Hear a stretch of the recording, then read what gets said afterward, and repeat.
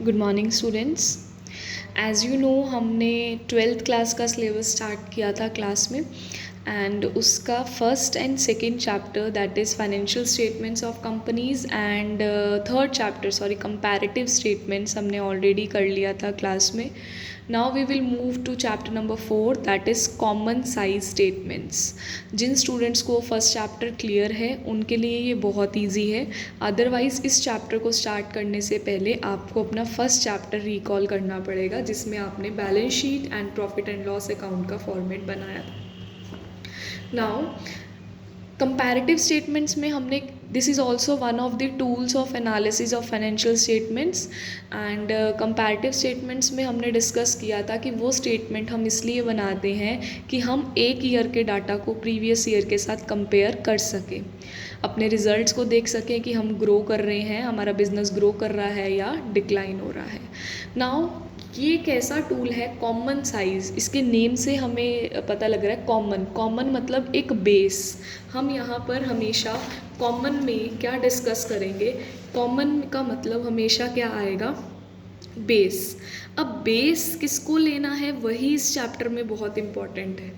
इसमें भी हम परसेंटेज कैलकुलेट करेंगे, लेकिन ये एक ऐसी स्टेटमेंट है जिसमें हम इंडिविजुअल फिगर्स जो भी हम लोग non current liability, current liabilities जितनी भी हम लेंगे अपनी बैलेंस शीट P&L, उन फिगर्स को हम परसेंटेज में कन्वर्ट करते हैं। So that process of converting into percentage is known as common size statements. जैसे कंपैरेटिव स्टेटमेंट्स में हमारे पास कंपैरेटिव बैलेंस शीट, जैसे कंपैरेटिव स्टेटमेंट्स में हमारे पास कंपैरेटिव बैलेंस शीट और कंपैरेटिव P&L होती है। सिमिलरली कॉमन साइज स्टेटमेंट्स में भी हमारे पास दो चीज़ें होंगी, एक बैलेंस शीट और एक P&L।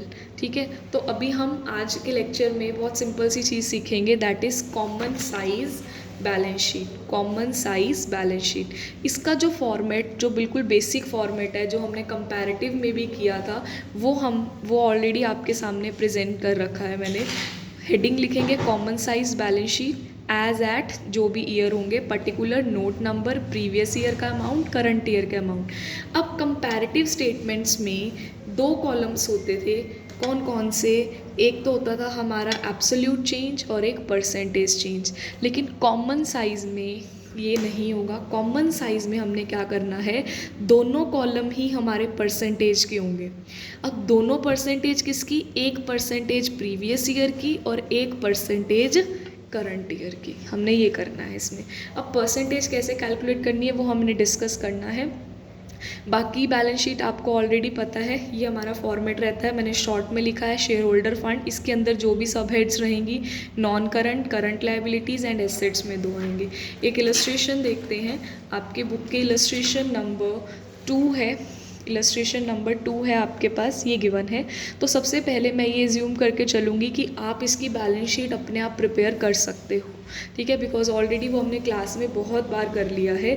सो अभी आप ये जो दो कॉलम्स हैं अभी आप इसको छोड़ दो, आप अपनी नोटबुक पे पहले पूरी बैलेंस शीट जो जो सब हेड्स जिसके अंदर आनी है वो पूरी बैलेंस शीट आप प्रिपेयर करके रख लोगे। अब आते हैं अपने मेन काम पे जो इस चैप्टर में चेंज है, दैट इज़ परसेंटेज।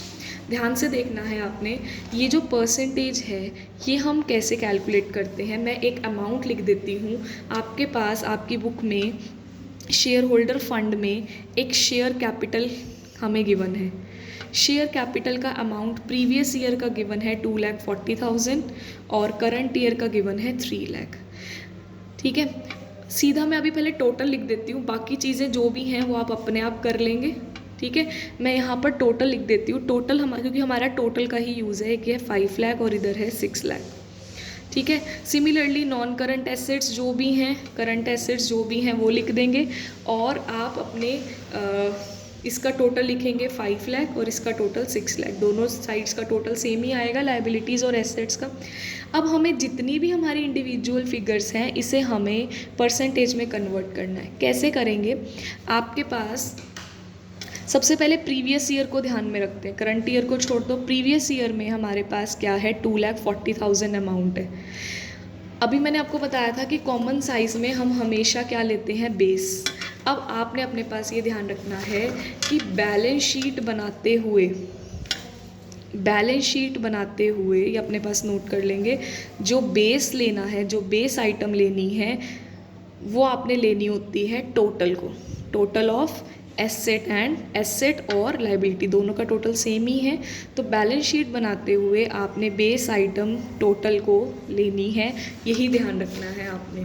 तो यहाँ पर 2,40,000 की परसेंटेज निकाल रहे हैं हम, तो हम कैसे निकालेंगे परसेंटेज? 2,40,000 अपॉन बेस आइटम क्या है? 5 लाख। प्रीवियस ईयर का ले रहे हैं तो प्रीवियस ईयर का ही बेस लेना है, 5 लाख इंटू 100, जो भी परसेंटेज आएगी वो लिख देंगे। सिमिलरली अगर हम इसकी परसेंटेज निकाल रहे हैं तो कैसे निकालेंगे? 3 लाख अपॉन इसका बेस क्या है? 6 लाख इंटू 100। ये हमारा कंसेप्ट है इस चैप्टर में। तो एक्चुअल में अगर आप इसको फॉर्मूला में बनाना चाहोगे तो फॉर्मूला क्या बन जाएगा? जो भी आपका अमाउंट है जिसकी परसेंटेज निकाल रहे हो upon base item into 100।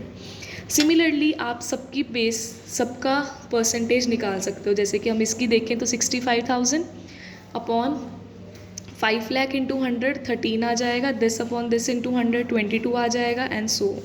Similarly assets में भी हमने क्या करना है?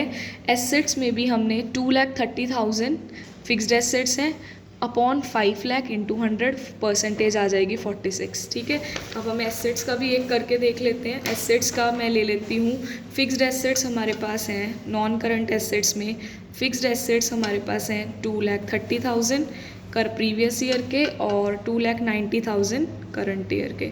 तो अब हमें कैसे निकालनी है परसेंटेज?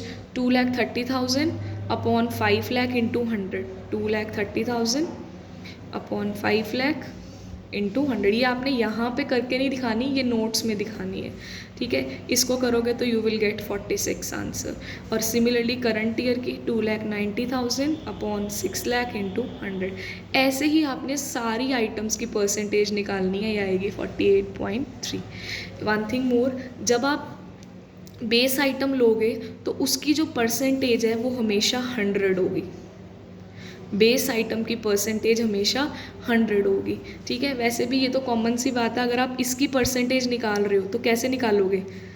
5 लाख अपॉन बेस तो यही है हमारा, 5 लाख ही है, तो अपॉन 5 लाख इंटू 100, तो वो कट के हमेशा 100 ही आएगा। तो वैसे ध्यान रखना है बेस आइटम 100 है। तो इस कंसेप्ट को समझकर आप अपने इलस्ट्रेशन 1, 2, 3 कर सकते हैं, एंड अनसोल्ड आपको अपनी नोटबुक पे कंप्लीट करने हैं, फर्स्ट, सेकंड एंड थर्ड।